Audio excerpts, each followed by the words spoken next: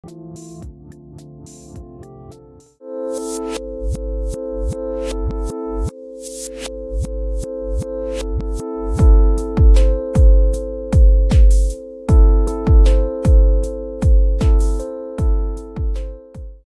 what's up, guys? Welcome back to another episode of the Fantasy Fellow Show. I'm your host, the Fellow KGB. You can follow me on Twitter at the Fellow KGB, and it is Wednesday evening, 6 o'clock Central Time. I'm going to be going over the Thursday night football game, the Colts at the Tennessee Titans, for tomorrow night.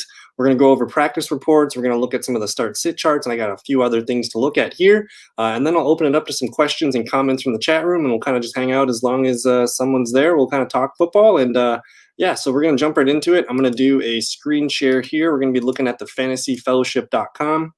So I got my Week 10 start-sit charts here. I do have a link to the practice reports, as well as I list all the teams on bye. We got opportunity report. So we're looking at the start-sit charts. And before I get into this, I do want to read over the practice reports from earlier today.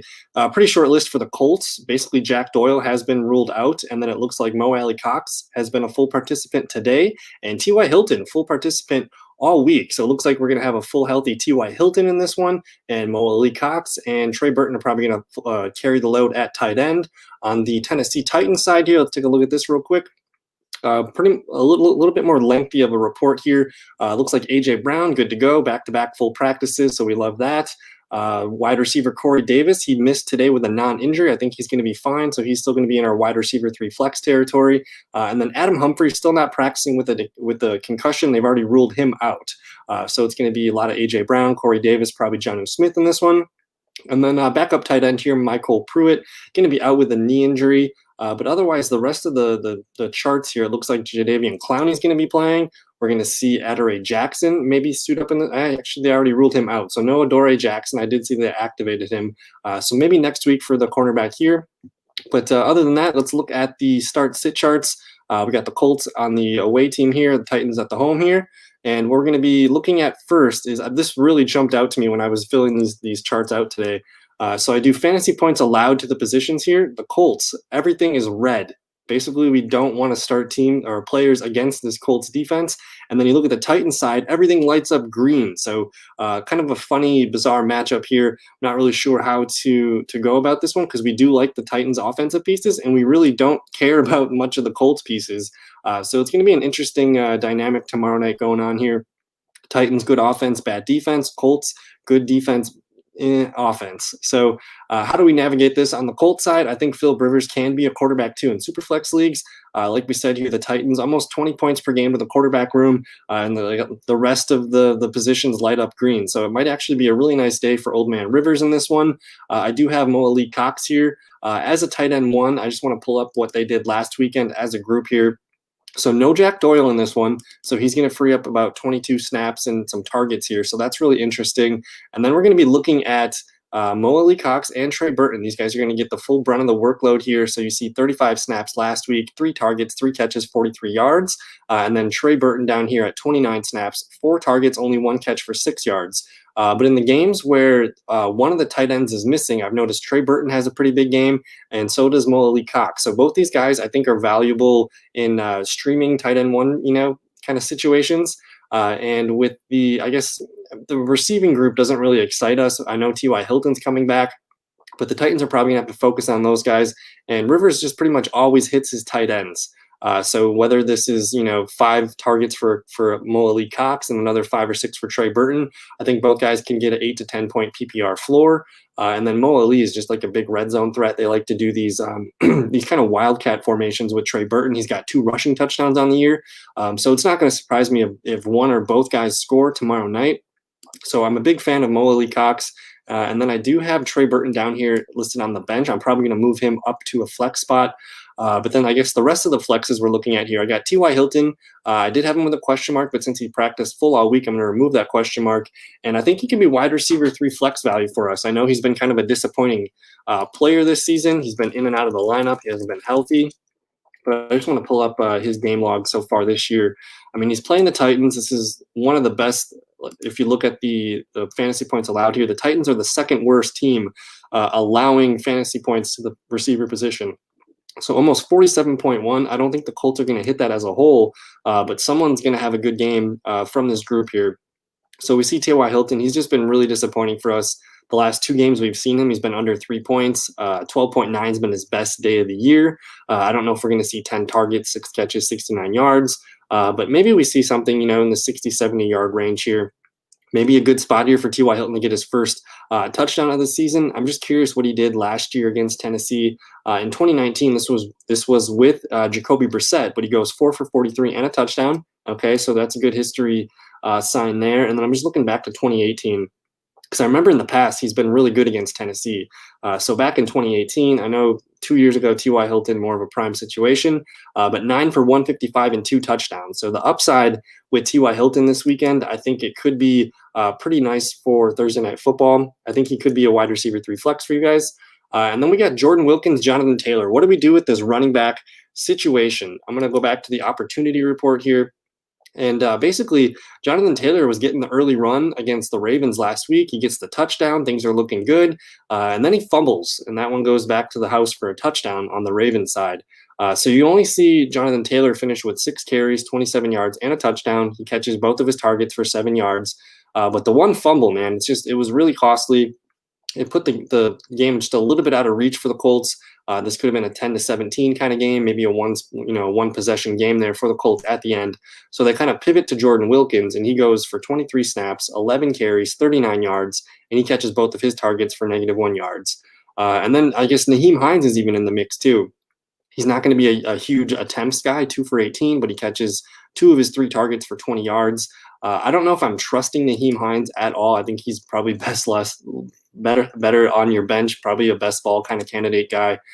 So I'm not advising people to start Nyheim Hines. If you feel like you can afford the risk with the 4 or 5 point floor, the reward could be pretty nice. I could see him catching a touchdown. We've seen him catch multiple touchdowns in games before too. So it's really a comfort level with Nyheim Hines. Do you think you have the rest of your roster pretty much secured up, or you can risk a 4 or 5 point low man there and then hope for a 16 to 20 point game? But for now, I think I'm leaving Nyheim on the bench. But then Jordan Wilkins versus Jonathan Taylor. I think I'm going to rank both guys as low-end RB2 flexes. Like we see here, the Titans allowing about 25 PPR points to the running backs here. I know like the collection of Wilkins, Taylor, and Nyheim Hines, all 3 of these guys should be well over 25 if you add them all up. But it's just a matter of playing the guessing game. And for that reason, I have no confidence in this. I kind of want to see a little bit more here. I did watch a really good breakdown of Jonathan Taylor. There's a person I follow on Twitter. His name is Nick Whalen. He put out a video about a month ago just kind of talking. He showed clips of Jonathan Taylor and what he's been doing the first 3 or 4 games in the season. And you see Taylor, like the plays are there for him to be making, but he's got a little bit of trouble just making the correct reads. He's missing a few wide open holes. He's kind of not trusting his blockers, and he's not really reading the body language of the defenders as well as he could be. And that's one of the things that stuck out in college. He was had very good vision at Wisconsin. But for now, it's not really coming through in the NFL. So we're kind of waiting to see Jonathan Taylor before I think we can trust him. So I think for now, Wilkins, Taylor, I don't feel comfortable in either one. I'd rather leave them on my bench. So it's frustrating because, I mean, you look down at this Tennessee Titans defense, we see all the green matchups here, and we just don't really have the fantasy assets to take advantage of with this.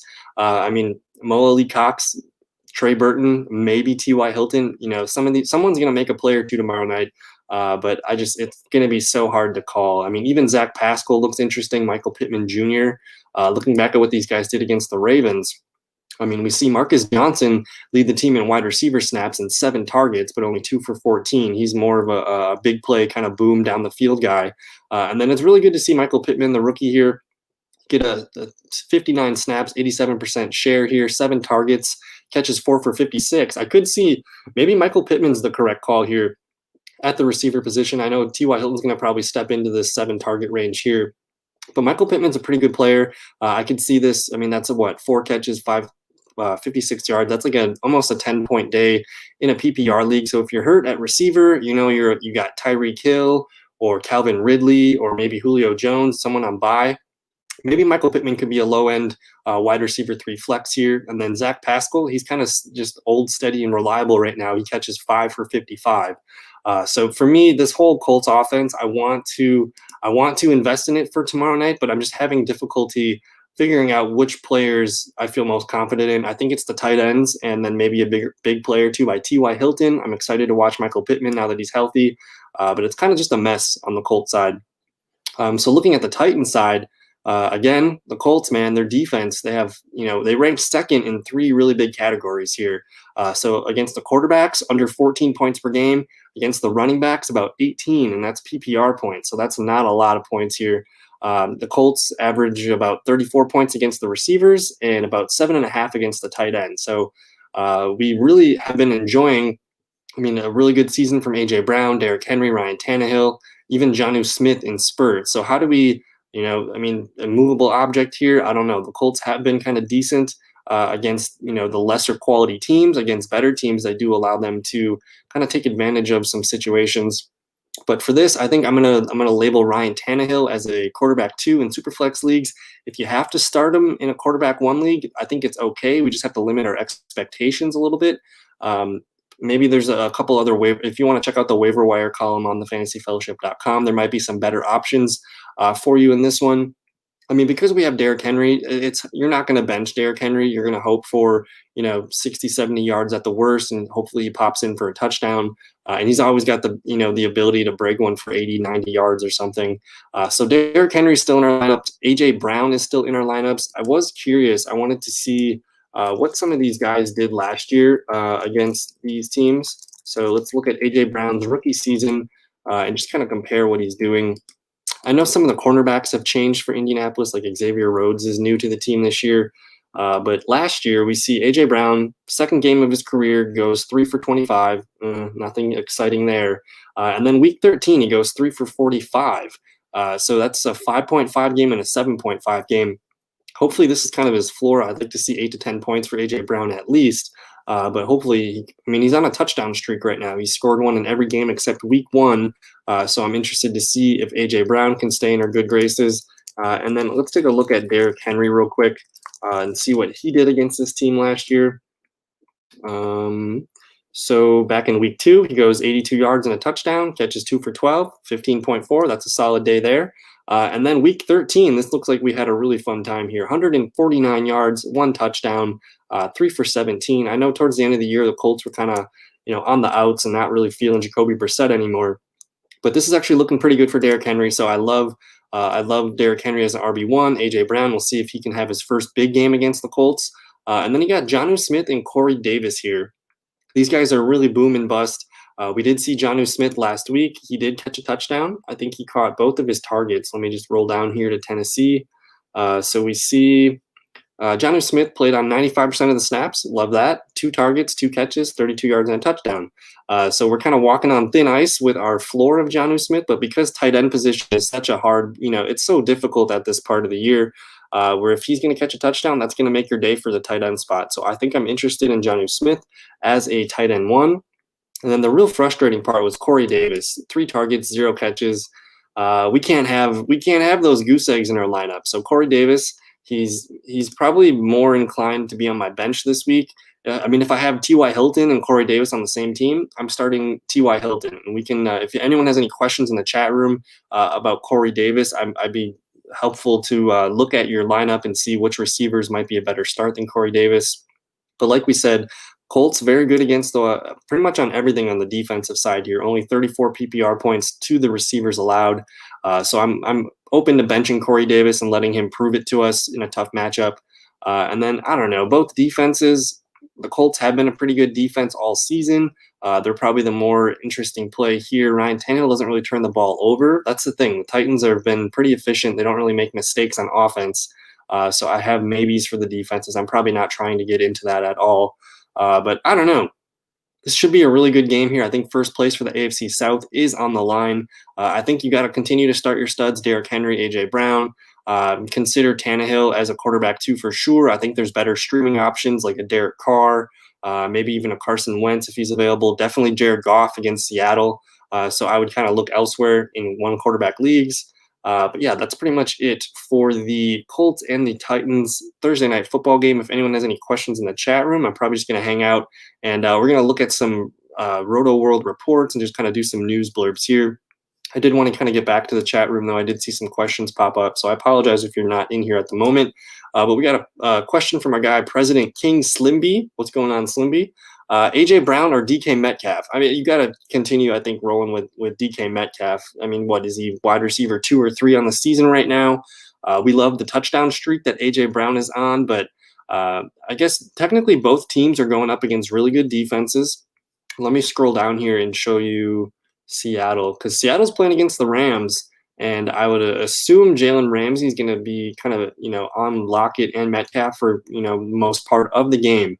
But the Rams, pretty good defense here. They're allowing 26.7 points to the receiver position, whereas the Colts are allowing 34, like we said. So this one's a really tough game.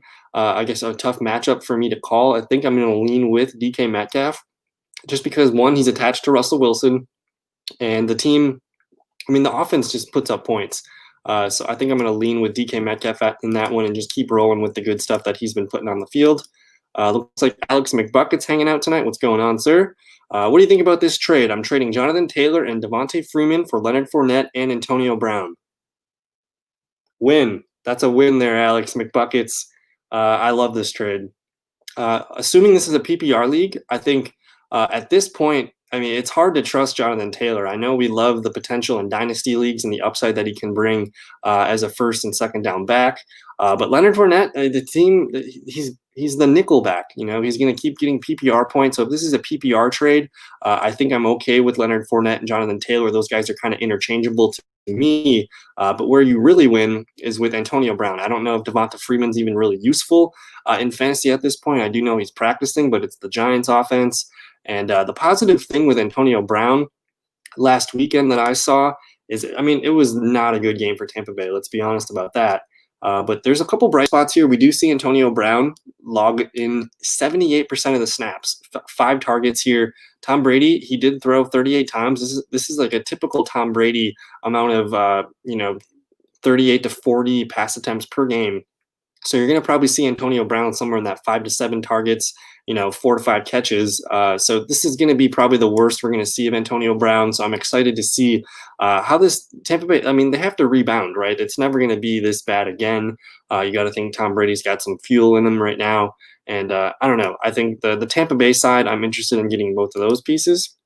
But yeah, if you haven't done it yet, I'm just wondering what I think. And that's, I don't know. I'm okay with Leonard Fournette because, I mean, Tampa Bay, they said, I don't know if you guys were watching the game, but Tampa Bay as an offense set a new NFL record with the fewest rushing attempts in a game of all time last week. They only had 5 rushing attempts, 3 for Ronald Jones, 1 for Leonard Fournette, and Blaine Gabbert on a kneel down. So this is going to be probably the worst case scenario for the Bucs run game the rest of the way. I don't see this happening anymore, but you do see Leonard Fournette catch 6 targets, all 6 for 41 yards. So you like seeing that. Let's just pull up Leonard Fournette's stats from the last few weeks.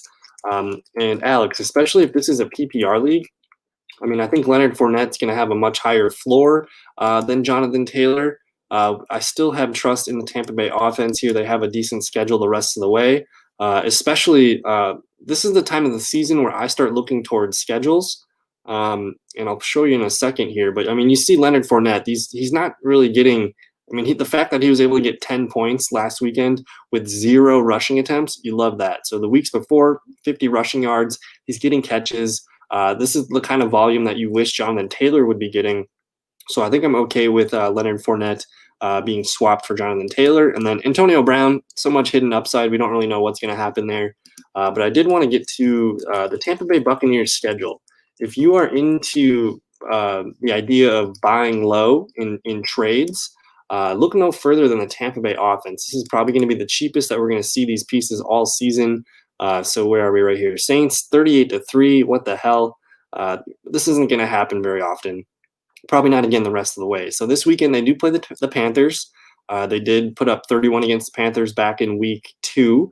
Then they play the Rams. Might be a little bit tough there. But then the Chiefs defense is a little bit stingy again. But weeks 14, 15, and 16, these are your fantasy football playoffs. They play the Vikings, the Falcons, and the Lions. So I'm all in on getting pieces of this offense, whether it's Tom Brady, Mike Evans, the running backs, Chris Godwin, even Gronkowski. I think this is going to be a really fruitful time to have Buccaneers on your roster. So that's I don't know. I think I'm okay with getting the both Buccaneers at this point. And then I think if you're still hanging out, I'll answer some more questions the rest of the way. I do want to we're going on about 20 minutes live here. We're going to go over to Roto World and just read over some of the news. But before I get into that, I just want to kind of talk about the schedule for the rest of the week. And so tonight's Wednesday night. If you're listening or watching this on a different day, Thursday night at 6 o'clock Central Time, I'll be going over the remainder of the noon games. It's a really fun schedule this week. We have 5 noon games and we have 6 afternoon games. So really good schedule. I hate it when there's only 2 or 3 late games on TV. So this should be a really action-filled Sunday for us. But I was just going to kind of pull up the schedule here so we can kind of talk about the games that I'm excited about. But you see, only 5 noon games. I think this is the lowest all season.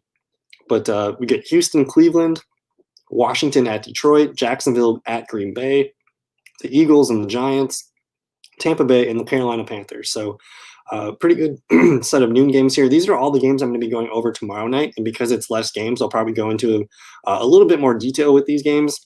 And we'll go over the practice reports. We'll go over the start-sit charts. We'll look at the fantasy points allowed, everything that we need for those games. And then on Friday evening, I'm going to cover all of the afternoon games, and then we'll talk about the night games as well. So that's kind of the schedule. For me, the rest of the week, I'm probably going to do a live show on Saturday talking about prop bets, maybe another live show on Saturday covering the news. But a lot of good things coming your way.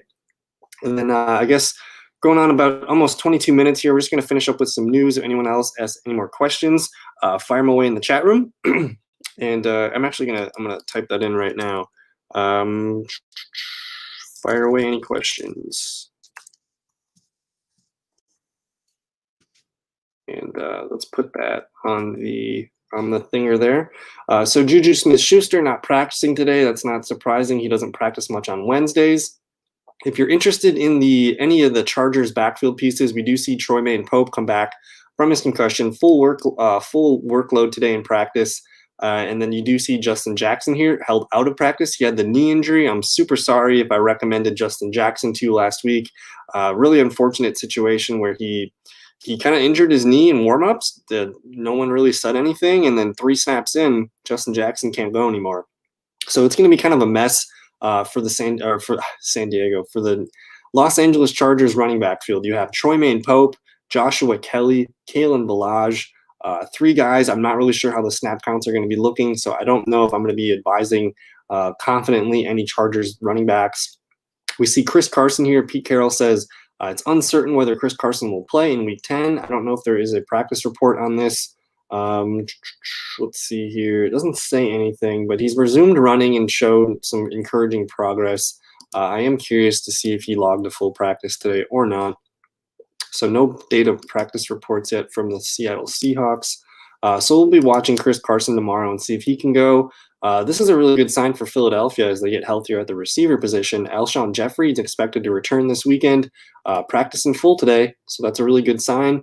You're going to have Travis Fulgham, Jalen Reagor, and now Alshon Jeffrey looking the healthiest this team has looked in a long time.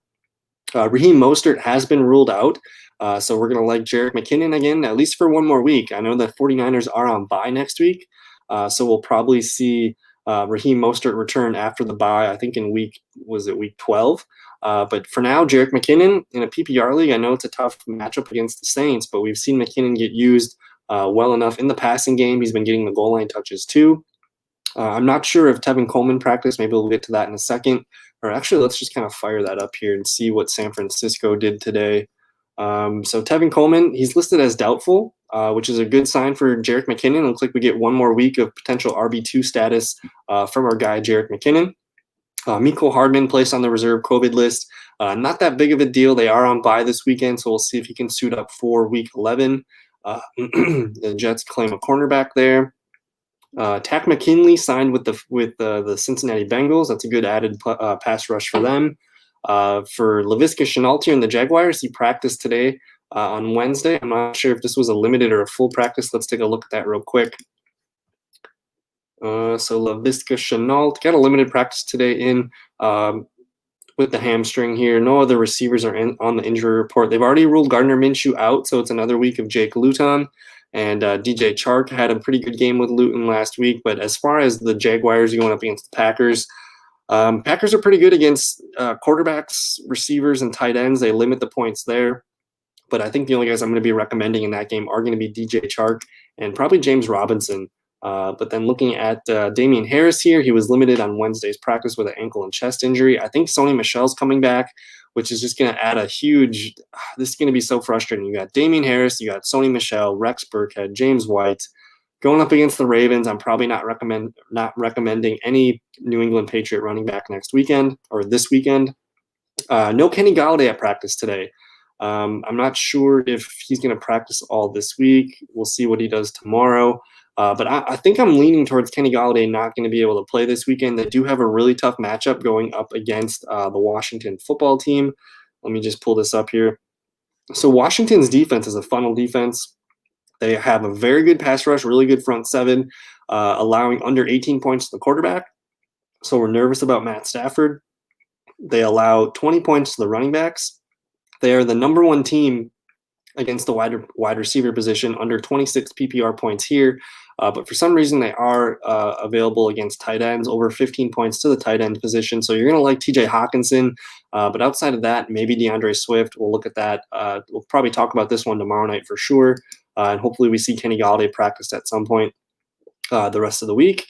We already talked about the Colts guys here. Jack Doyle already ruled out. T.Y. Hilton's going to play. He's not even on the injury report. Full practices all week. Jerry Jeudy's not practicing for some reason here. I'm not sure what's up with this one. This is new to me. But Jerry Jeudy, man, he's just starting to come into our good graces here as a wide receiver 3. Did not practice today with a shoulder injury. We'll see what he does Thursday and Friday. I think that's a late game, so we'll end up talking about that game on Friday night. So we should have all the practice reports that we need there. Miles Sanders is practicing today, so that looks like he's coming back for Week 10 for your lineups this week. T. Higgins limited, nothing too concerning there. We'll see what he does the rest of the week. N'Keal Harry returned. I don't know if anyone's trusting N'Keal Harry in their lineups. And then we see Sterling Shepard limited today. He's been kind of limited for the most parts on Wednesdays the last month or so.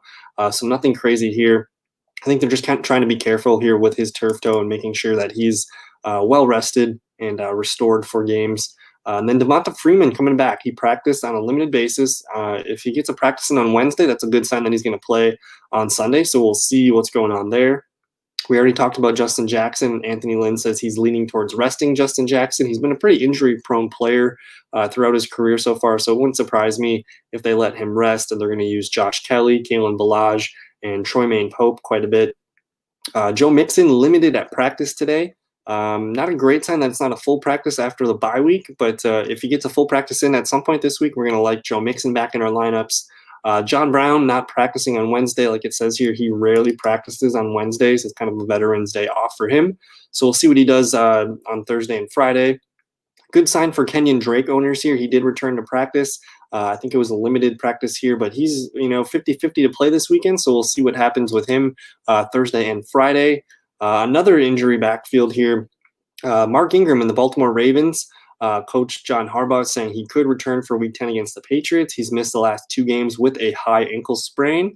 And this is bad news for J.K. Dobbins and Gus Edwards owners. We're really hoping for at least one more game without Mark Ingram to clog kind of the backfield here. But now we're looking probably at a 3-way backfield. It's going to be hard to trust either guy here. We do like Gus Edwards kind of getting the goal line work. But again, we'll see the rest of the week, Thursday, Friday. If Mark Ingram puts in a full practice at some point, I'm not sure I'm going to be able to recommend any Ravens running back confidently. Looks like Nick Chubb is progressing and expects to know the status by Friday. I'm not sure. Let's see if Nick Chubb practiced today. I know he was activated, I think, yesterday. So Cleveland Browns, he's got such a good matchup too. So he's not on the injury report yet, which is a good sign. So we'll see if Nick Chubb can practice tomorrow, Friday. First thing this morning, we saw Christian McCaffrey was ruled out. So hopefully you got Mike Davis, on the waiver wire report if he was dropped there. It looks like David Johnson, his status is up in the air for Week 10 here. I'm not sure if he probably did not practice today. I'm assuming not. So that's going to make Duke Johnson an interesting guy to keep an eye on. Again, no practice for David Johnson. We'll see if he can log one by the end of the week. but we're probably not going to see David Johnson play this weekend. A couple other interesting notes from the morning here. Baker Mayfield activated from the COVID list. He's probably going to play this weekend, so that's a good sign for Superflex leagues. This is a bummer. Preston Williams was put on injury reserve. I don't know if we're going to see him again this year. This is his second straight year with a pretty bad injury. This one's the foot. Last year was the ACL, so it's a little bit different. But he was just starting to look so good, too. I think he did all of his damage in the first half. He caught the touchdown. It was like 4 for 60, looking really good. So we'll see if Preston Williams can come back at some point this year and help out Tua Tagovailoa. And then I guess the last news blurb of the day we're going on just about 30 minutes here. But Michael Pirine, if you need help at running back, I suppose you could add the Jets rookie running back and see what he can do. He's probably got a floor of like 6-7 PPR points, but if they keep saying that they want him to get the ball more, they got nothing to lose this year. See what the kid can do. He's learning from Frank Gore, so we'll see what the future holds for LaMichael Pirine. Maybe they have to draft a running back next year, so that it makes sense for them to try to get as much out of him as they can. But I think that's going to do it. If you are needing some questions answered, check us out on Facebook. You can find me on Instagram. I got, the Fellow KGB on Twitter. We got the fantasyfellowship.com for you to look at all of your start sits. Hit me up with questions. But again, I'm going to be going live tomorrow night, same time, about 6 p.m. Central Time here. We'll cover the 5 noon games. We will also look at practice reports, start sits. We'll look at fantasy points allowed. I'll answer any questions that come my way. And I don't know. I just want to thank you so much for your time. Thanks for hanging out tonight. If you are new to the channel, go ahead and subscribe. I'm trying to go live at least 4 to 5 times a week and help you guys get to the fantasy playoffs and hopefully win a fantasy championship. So much appreciated. Thank you so much for your time, and have a good night. We'll see you in another video. Peace.